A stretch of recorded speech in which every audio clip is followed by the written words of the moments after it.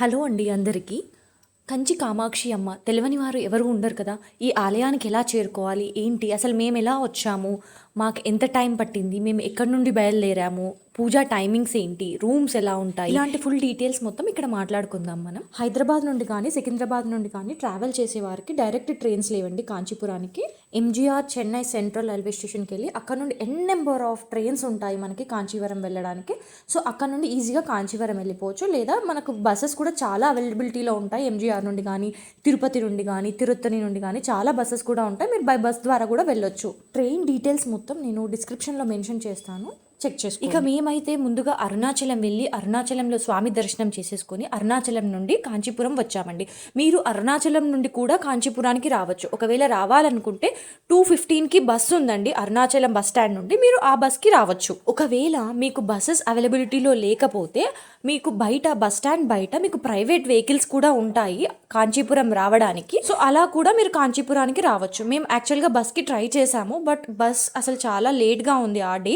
So అందుకనే మేము private వెహికల్లోనే వచ్చాము. ఇంకా రూమ్స్ విషయానికి వచ్చేస్తే అమ్మన్ టెంపుల్ చుట్టుపక్కలనే చాలా మీకు రూమ్స్ కానీ, హోటల్స్ కానీ, లాడ్జెస్ కానీ ఉంటాయి. కాకపోతే కొంచెం ఎక్స్పెన్సివ్గా ఉంటాయి. అంటే రూమ్ సైజుని బట్టి ఇక్కడ ప్రైస్ అనేది ఉందండి. మినిమం 700 నుండి స్టార్ట్ అయ్యి 1500 వరకు అలా ఉన్నాయి. మేము తీసుకున్న రూమ్ వచ్చేసి 6 మెంబర్స్కి సరిపోయే రూమ్ అండి. 2 బెడ్స్ కూడా ప్రొవైడ్ చేశారు. దానికి వచ్చేసి మాకు 1500. టెంపుల్ టైమింగ్స్కి వచ్చేస్తే మార్నింగ్ 5 o'clockకి ఓపెన్ చేస్తారండి. మళ్ళీ ఆఫ్టర్నూన్ 1 o'clockకి క్లోజ్ చేస్తారు. మళ్ళీ ఈవినింగ్ 3:30కి ఓపెన్ చేస్తారు. నైట్ 8:30 వరకు క్లోజ్ అయిపోతుందండి. నేను దాదాపుగా చూస్తున్నంత వరకు, అంటే నేను అమ్మ దర్శనానికి రావడం ఇది 3rd టైం, బట్ ఈ టైమింగ్స్ మాత్రం కొన్ని సంవత్సరాల నుండి ఇదే టైమింగ్ కొనసాగుతుంది. మనం కొంచెం లేట్ వచ్చినా కూడా మనకు అమ్మ దర్శనం అనేది దొరకదు. మీరు మ్యాక్సిమం టైంకి ఉండేలాగా చూడండి.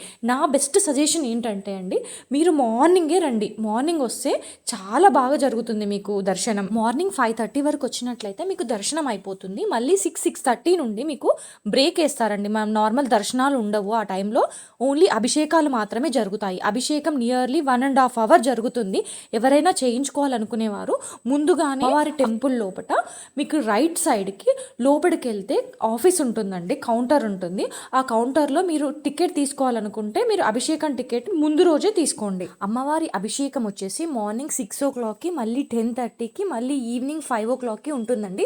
ఈ 3 టైమింగ్స్లో ఎప్పుడు మీకు అవైలబిలిటీ ఉన్నా, మీరు ఎప్పుడు ఈ టైమింగ్స్కి ముందు రీచ్ అయిపోయినా మీరు డెఫినెట్గా అమ్మవారి అభిషేకానికి ట్రై చేయండి. ఇక నార్మల్ దర్శనానికి వెళ్ళేవారు మార్నింగ్ టైంలో ట్రై చేయండి. అసలు పబ్లిక్ చాలా తక్కువగా ఉంటుంది. మీరు ఎన్నిసార్లు అమ్మని చూసుకోవాలనుకున్నా తనివి తీరా చూసుకోవచ్చండి. ఎక్కువగా ఉంటారు కాబట్టి మనల్ని అర్చకులు కూడా తొందరగా వెళ్ళండి అని మనల్ని ఇబ్బంది. అమ్మవారి దర్శనం అయిపోగానే అమ్మవారి గర్భగుడికి రైట్ సైడ్ మీకు ఎగ్జిట్ ఉంటుంది.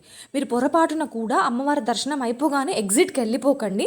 మీరు అమ్మవారి గర్భగుడి బ్యాక్ సైడ్ అంటే లెఫ్ట్ సైడ్కి మీరు వెళ్తే ఆదిశంకరాచార్యుల గుడి, దుర్వాస మహర్షి గుడి, ఇలా చాలా లోపటే చిన్న చిన్న ఆలయాలు ఉన్నాయి. అమ్మవారి ఆలయము, లక్ష్మీదేవి ఆలయము, ఇలాంటి చిన్న చిన్న ఆలయాలు ఉన్నాయి. మీరు అవన్నీ మంచిగా దర్శనం చేసేసుకొని బయటికి రండి. దీపారాధన చేసుకోవాలనుకునేవారు కూడా ధ్వజస్తంభం దగ్గర ఆపోజిట్లోనే మీకు ప్రమిదలు కూడా ఉంటాయి. మీరు ప్రమిదలలో దీపాలు కూడా వెలిగించుకోవచ్చు. అలాగే కొంచెం ముందుకు వెళ్తే పక్కకి శివయ్య టెంపుల్ కూడా ఉంటుందండి. మీరు మంచిగా శివయ్యని కూడా దర్శించుకోవచ్చు. అలాగే కొంచెం వెనక్కి వెళ్ళారంటే అమ్మవారి గుడి బ్యాక్ సైడ్కి చాలా బ్యూటిఫుల్ లొకేషన్ ఉంటుందండి. అంటే చాలా పెద్ద కొలను ఉంటుంది. ఆ కొలంలో అయితే చాలా చేపలు ఉంటాయి. అసలు పొరపాటున కూడా వాటికైతే ఏం వెయ్యకండి. అసలు చాలా అంటే చాలా ఉంటాయి. మీరు అక్కడి నుండి చూస్తే అమ్మవారి గర్భగుడి, గోపురం ఇవన్నీ మీకు కనిపిస్తూ ఉంటాయి. చాలా బాగుంటుంది. ఒకసారి అక్కడికి కూడా వెళ్ళి దర్శించుకోండి. మెయిన్గా మీరు శుక్రవారం రోజు కానీ పౌర్ణమి రోజు కానీ వెళ్ళినట్టయితే తప్పకుండా అభిషేకం చేయించుకోవడానికి ప్రయత్నించండి. అలాగే ధ్వజస్తంభం దగ్గర దీపారాధన చేస్తున్నారని చూపించాను కదండి, అక్కడ కూడా మీరు రాహుకాల దీపారాధన సమయంలో ఉన్నట్టయితే అమ్మవారి టెంపుల్లో ఖచ్చితంగా అమ్మవారికి నిమ్మకాయలతోటి రాహుకాల దీపారాధన చేయండి. గుడి బయటనే మీకు కావాల్సిన సామాన్లన్నీ కూడా అమ్ముతారు. మీరు అక్కడ తీసుకోవచ్చు. లేదా అమ్మవారికి చీర పెట్టాలన్నా, ఉడిబియ్యం పోయాలన్నా, ఉడిబియ్యం అయితే మనమే తీసుకొచ్చుకోవాలండి. చీరలంటే ఇంకా కాంచీపురంలో చీరలకు కొదువేముంది, చాలా ఉంటాయి. గుడి ప్రాంగణంలోనే మనం తీసుకొని అమ్మవారికి కూడా అక్కడ పెట్టొచ్చు. మనం చీరలు తీసుకుంటే మంచిగా అమ్మవారి గర్భగుడి ముందు వరకు వెళ్తామండి. గర్భగుడిలో కాదు, అసలు అనుమతి ఎవరికి ఉండదు. జస్ట్ ముందు వరకు వెళ్తాము. మనం అమ్మవారి చీరలు అవన్నీ మనం అర్చకులకు ఇస్తే అర్చకులు అమ్మవారి పాదాల వరకు తీసుకెళ్తారండి. ఇక్కడ అమ్మవారి దర్శనం అనంతరం శివకంచికి వెళ్ళామండి. అంటే ఏకాంబరేశ్వర స్వామి టెంపుల్కి వెళ్ళాము. అక్కడ టెంపుల్ డీటెయిల్స్ అన్ని మరి ఒక వీడియోలో మాట్లాడుకుందాం. ఇంకేమైనా ఇన్ఫర్మేషన్ మిస్ అయి ఉంటే కామెంట్ బాక్స్లో పింక్ చేయండి. నేను మీకు కమెంట్స్ రూపంలో నేను రిప్లై ఇస్తూనే ఉంటాను. Subscribe my channel and support me. ఇలాంటి మరెన్నో ఆలయాలు అందరం కలిసి సందర్శిద్దాం. అమ్మవారి చల్లని చూపు మనందరిపై ఉండాలని కోరుకుంటున్నాను.